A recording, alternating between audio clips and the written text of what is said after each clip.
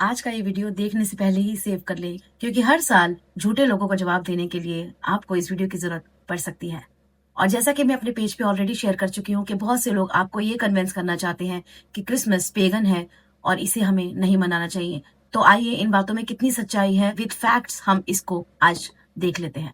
और जब आप देखेंगे कि क्रिसमस को पेगन साबित करने की सबसे पहले शिक्षा कहाँ से आई, तो फर्स्ट नंबर पे आपको यहोवा विटनेस का नाम दिखाई देगा, क्योंकि ये त्रिएकता पर, ट्रिनिटी पे विश्वास नहीं करते। और अगर आप इनकी क्रिसमस से पेगन फेस्टिवल्स की शिक्षा को मान रहे हैं तो आपको ये भी मानना होगा कि ये कहते हैं कि मसीहियों को अपना जन्मदिन भी नहीं मनाना चाहिए, मसीहियों को नेशनल फ्लैग भी सेलिब्रेट नहीं करना चाहिए, और ना ही ये बाइबल को मानते हैं और ना बाइबल की शिक्षाओं को मानते हैं, और ना ही ये संडे को एक होली डे, एक पवित्र दिन मानते हैं। और कुछ अति धर्मी लोग इन झूठी शिक्षाओं को मानकर मसीहत में ये भ्रम फैला रहे हैं कि क्रिसमस पेगन फेस्टिवल से रिलेट करता है, और वो कह रहे हैं कि अगर आप क्रिसमस मनाते हैं तो आप पेगन रिलीजन का कोई फेस्टिवल सेलिब्रेट कर रहे हैं, जबकि ये एक झूठी शिक्षा है। क्रिसमस 2nd सेंचुरी से बनाया जा रहा है, लेकिन राजा कॉन्स्टेंटाइन ने क्रिश्चियनिटी को 311-312 एडी 4वीं शताब्दी में अडॉप्ट किया था। अगली चर्च फादर्स के लेख, जिसमें टर्टुलियन, हिप्पोलिटस, अलेक्जेंड्रिया के क्लेमेंट, जूलियस अफ्रीकनस और ऑगस्टीन के लेख ये साबित करते हैं, जो मैं आपके साथ शेयर भी कर रही हूँ, किसी भी पेगन फेस्टिवल से पहले, रोमन फेस्टिवल से पहले क्रिसमस ऑलरेडी सेलिब्रेट किया जा रहा था। मसीहियों द्वारा 25 दिसंबर यीशु मसीह के जन्म के रूप में मनाया जा रहा था, और थियोफिलस ऑफ कैसरिया ने 2वीं सदी में ही ये लिखा था कि हमें हमारे प्रभु का जन्मदिन 25 दिसंबर को मनाना चाहिए। और अपोस्टोलिक कॉन्स्टिट्यूशन, कलीसियाई लेख 5:3 में लिखा है, भाइयों पर्वों के दिन को मानो, सबसे पहले जन्मदिन को, जो तुम 9वें महीने के 25वें दिन को मनाते हो।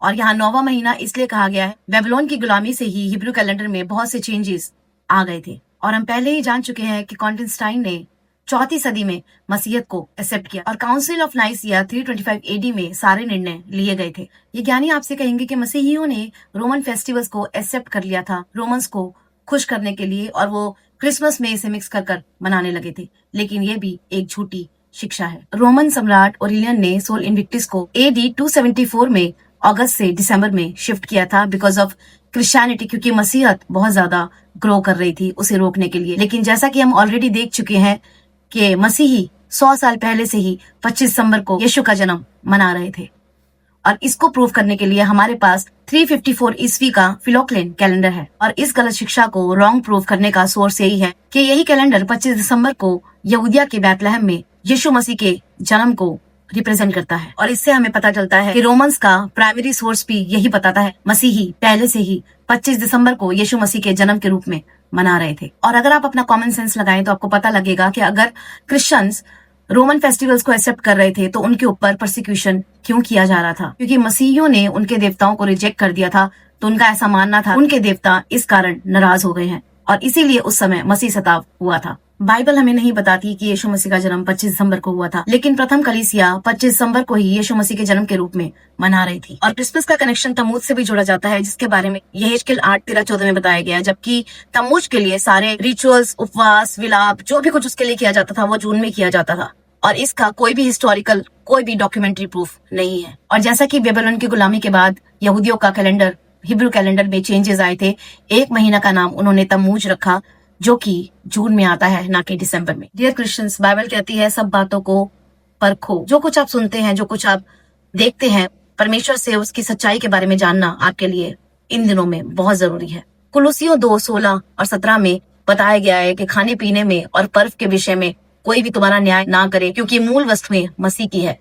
तो जो कोई भी क्रिसमस को यीशु के जन्म के रूप में मनाना चाहता है, बाइबल कहती है किसी को भी अधिकार नहीं कि कोई भी किसी का न्याय करे। पौलुस ने भी कहा कि कोई तो एक दिन को बढ़कर प्रभु के लिए मानता है, और जो नहीं मानता वो प्रभु के लिए नहीं मानता। और मैं देखती हूँ कि बहुत से लोग इस वचन को कोट कर देते हैं कि परमेश्वर त्योहारों से नफरत करते हैं, लेकिन जरूरी है कि प्रभु से बुद्धि मांगे, और कहीं भी वचन कोट करने से पहले आप उसकी डेप्थ को जाने। जब इजरायली भटक गए थे और परमेश्वर को पीछे रखकर वो रिचुअल्स पर मन लगाने लगे थे, मूर्ति पूजा पर, अलग चीजों पर, पापों के लिए बलि पर वो मन लगाने लगे थे, तब परमेश्वर ने इस वचन को अपने दास के द्वारा उन्हें दिया था। लेकिन जब आप यीशु मसीह का जन्म मनाते हैं तो आप यीशु मसीह के जन्म की घोषणा करते हैं, जैसे कि पहले ही मैं अपने वीडियो में बता चुकी हूँ। आपका मोटिव यीशु मसीह को महिमा देना है, ना कि किसी पेगन रिलीजन को। हम जब यीशु का जन्म दिवस मनाते हैं तो हम पिता परमेश्वर का धन्यवाद करते हैं कि उन्होंने अपने बेटे को हमारे पापों की क्षमा के लिए उद्धार के लिए दिया।